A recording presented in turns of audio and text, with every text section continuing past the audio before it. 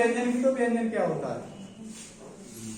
वे word जो स्वरों की सहायता से बोले जाते हैं क्या कहलाते हैं? व्यंजन कहलाते हैं। तो इसकी परिभाषा लिख सकते हो, वे वर्ड जो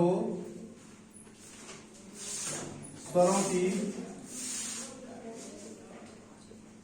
सहायता से बोले जाते हैं क्या कहलाते हैं? व्यंजन कहलाते हैं। ऐसा कहा जाता है कि बगैर स्वर के हम व्यंजनों का उच्चारण नहीं कर सकते, और बगैर स्वर वाले जो व्यंजन होते हैं उनको हम हलंत लगा के लिखते हैं। बगैर स्वर वाले व्यंजन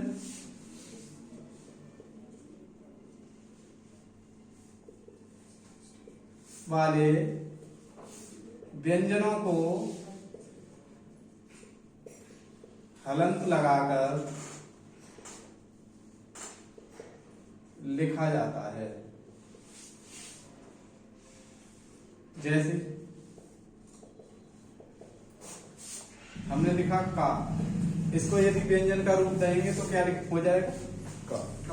ठीक है, हलंत लगा देंगे। जैसे लिखा खा, इसके नीचे हमने हलंत लगाया, ये क्या होगा? व्यंजन होगा। जैसे हमने लिखा गा, इसके नीचे हलंत लगाया, ये क्या होगा? व्यंजन होगा। तो व्यंजन का शुद्ध रूप क्या होता है?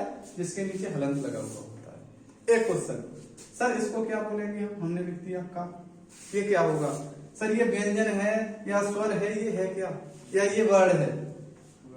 क्या है ये? सर ना तो हम इसको स्वर कहेंगे, ना तो हम इसको स्वर कह सकते, और ना ही हम इसको व्यंजन कह सकते। क्या सर इसको हम वर्ड कह सकते हैं? सर इसको वर्ड भी नहीं कह सकते। क्यों नहीं कह सकते वर्ड? सर वर्ड या तो स्वर हो सकता है या व्यंजन हो सकता है, लेकिन ये क्या है? सर ये व्यंजन और स्वर दोनों का संयुक्त रूप है। क्या है?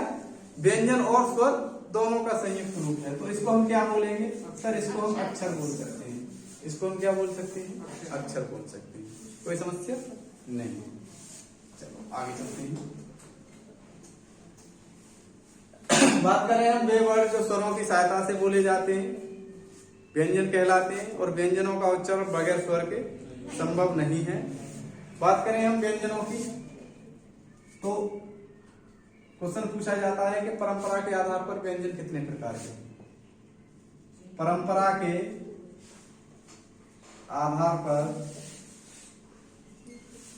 व्यंजन कितने प्रकार के या कितने होते हैं?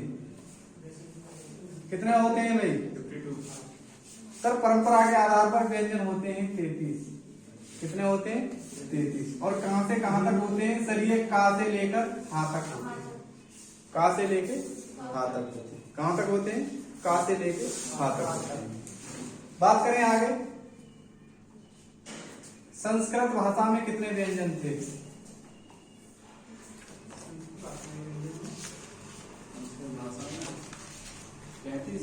कितने व्यंजन थे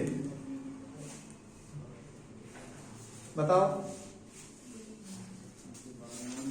सर हम बात करेंगे हिंदी की, तो हिंदी में केवल हमने मॉडिफाई किया था रे और ढे, रे और ढे। ये केवल दो ही शब्द ऐसे जो तो नवनिर्मित ध्वनियां थी। बात करें यही हिंदी भाषा में थे, ये संस्कृत भाषा में नहीं। कुल व्यंजन होते कितने हैं? सर कुल व्यंजन होते हैं 39, और यदि हम इसमें से 2 माइनस कर दें तो संस्कृत में कितने बच जाएंगे? सर संस्कृत में बच जाएंगे 37। 37 किसमें बच जाएंगे? संस्कृत में बच जाएंगे। आगे बात करें व्यंजनों के वर्गीकरण की। किसकी? व्यंजनों के वर्गीकरण की। इसको नोट करना चाहो तो कर सकते हो, अदरवाइज वीडियो आएगी उससे नोट कर लेना। ठीक है, साफ कर दें। व्यंजनों के वर्गीकरण की बात करें हम,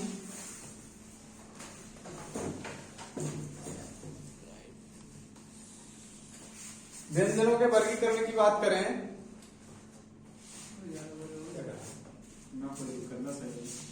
चलने दो मत इसको। व्यंजनों के वर्गीकरण की बात करें,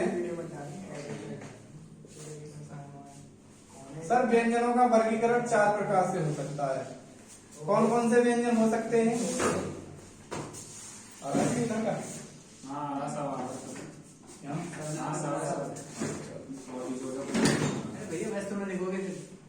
कोई दिक्कत नहीं। व्यंजनों के वर्गीकरण की बात करें तो पहले व्यंजन होंगे संयुक्त, वर्गीय व्यंजन।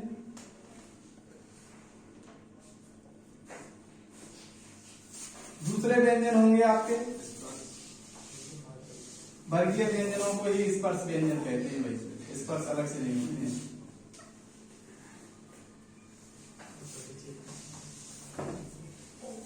इनको ही कहेंगे स्पर्श, अलग करेंगे गुरु जी। अलग अलग।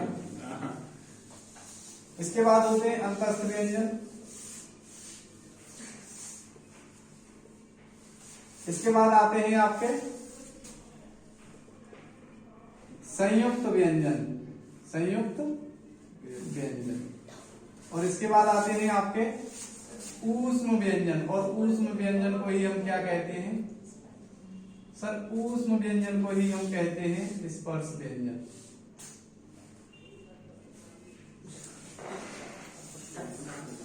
ठीक।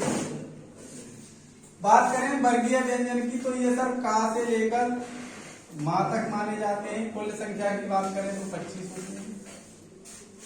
अंतस्थ व्यंजन की बात करें तो ये सब 4 होते हैं, या से लेकर या, रा, ला और गा, ये होते हैं 4। ठीक है। इनके नीचे चाहो तो आप सभी के नीचे हल में लगा सकते हो। ठीक है। ये का से लेकर मां तक होते हैं।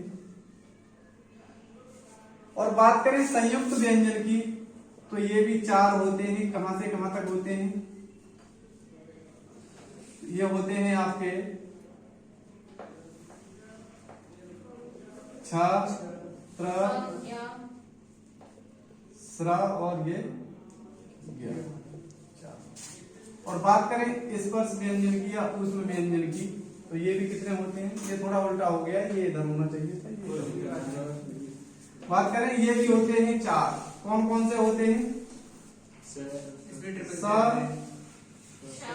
सा और ये सा, और इसके बाद ये इसमें आ जाते हैं 4।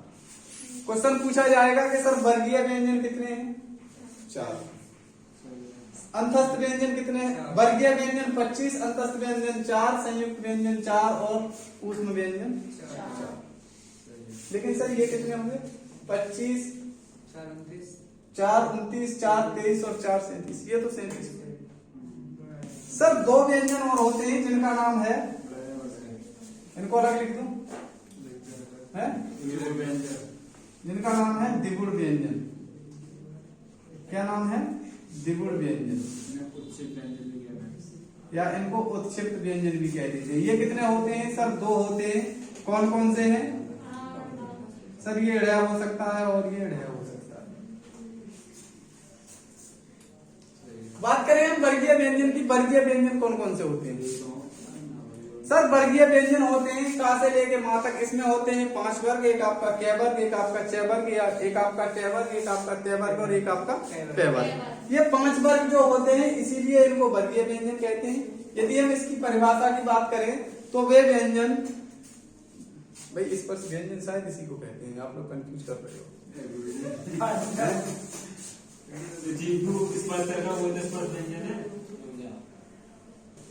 स्पर्श व्यंजन इसे नहीं कहते हैं भाई। स्पर्श व्यंजन इसी को कहते हैं, वर्गीय व्यंजन को। स्पर्श व्यंजन इसे ही कहते हैं। ठीक है। स्पर्श व्यंजन हम इसे कहते हैं। जो स्पर्श व्यंजन होते हैं, इसी कारण यहां से इसकी परिभाषा बनती है, वे व्यंजन जिसके उच्चारण में मुख, हवा जो है मुख के किसी ना किसी भाग को छूकर निकले या स्पर्श करके निकले। जीभ किसी ना किसी भाग को छूती है मुख के, इसीलिए इनको हम क्या कहते हैं? स्पर्श व्यंजन। ये कौन कौन से हैं सर? अंतस्थ व्यंजन, इनको क्या कहेंगे? स्वर और व्यंजन के जो बीच की कड़ी होती है उनको हम कहते हैं अंतस्थ व्यंजन। संयुक्त व्यंजन, जो 2 व्यंजनों के मेल से बनते हैं उनको कहते हैं संयुक्त व्यंजन। ठीक। और ऊष्म व्यंजन, वे व्यंजन जिनके उच्चारण में हवा मुख के किसी न किसी भाग से रगड़ खाकर निकलती है और ऊष्मा पैदा करती है, इसीलिए हम इनको कहेंगे ऊष्म व्यंजन। क्या कहेंगे? ऊष्म व्यंजन। बात करें हम एक एक करके पढ़ेंगे। पहली हेडिंग है आपकी वर्गीय व्यंजन या ऊष्म व्यंजन, वो स्पर्श व्यंजन।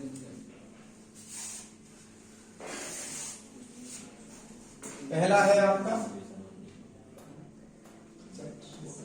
स्पर्श या वर्गीय व्यंजन।